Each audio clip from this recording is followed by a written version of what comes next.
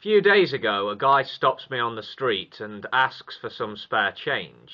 He says he needs it to catch a bus, but I suspect he wants some money to go buy some booze. I base my suspicion on this. He looks loaded. He's slurring and swaying about. He can barely look me in the eye. I give him some spare change anyway, and I'm really polite with him, despite what's going on in my head. About a week ago, Jehovah's Witnesses come to my door. Now, a lot of people just ignore God botherers when they come to the door. Some will pretend they're not at home. Others will answer the door and give them a piece of their mind, perhaps getting a bit nasty. When they came to my door, I opened the door. I'm nice and polite. I genuinely listened to what they were saying, even though I've heard it before. And they, say their piece and go on their merry way. A couple of weeks ago, this bloke I know, I wouldn't call him a friend, just an acquaintance. He's talking to a group of us, going on about his day and such, and he says when he's in town, he will cross the road if he sees a group of black people coming. I think what he actually said was, if I see a group of black kids coming my way, I cross the road. It's not racist, it's just something you do, right? And he was trying to get his mates to agree with him, and you know what? Some of them were agreeing with him.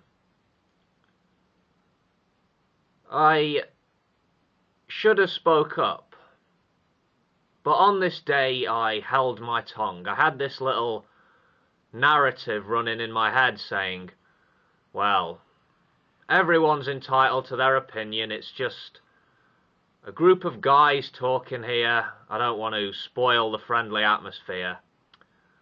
I don't want to be bad-mannered or impolite or whatever. I don't like the way my brain works sometimes, I really don't. Who thinks I should have told the spare change guy to get a job and get out of my face? A part of me wishes I had.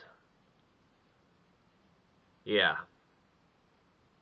Who thinks I should have told the Jehovah's Witnesses to get off my property, take your nonsense and shove it where the sun doesn't shine? Again, a part of me wishes I'd have said that. I should have told the guy who crosses the road to avoid black kids that he's a bigoted moron, shouldn't I?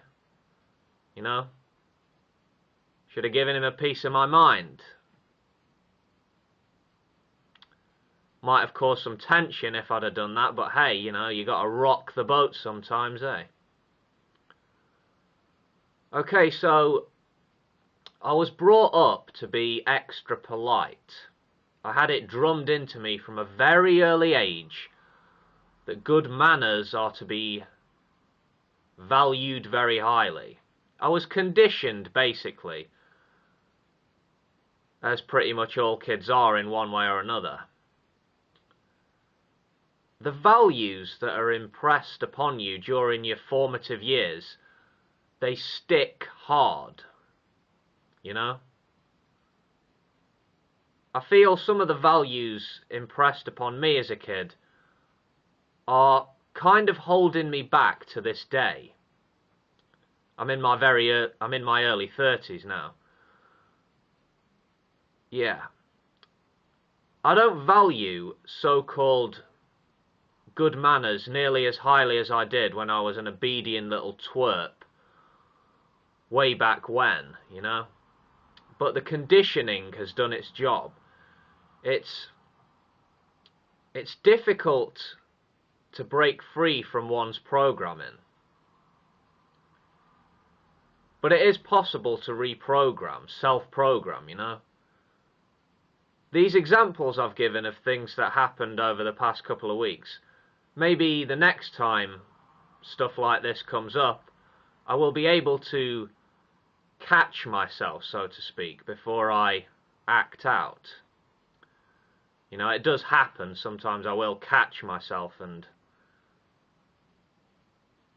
act differently than I otherwise would. You know what? When it comes to personal values,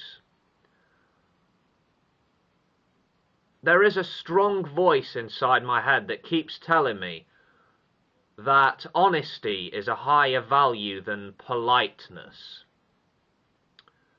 And where there is a conflict between the two, you know who has to take a back seat. Yeah. Okay, that'll do.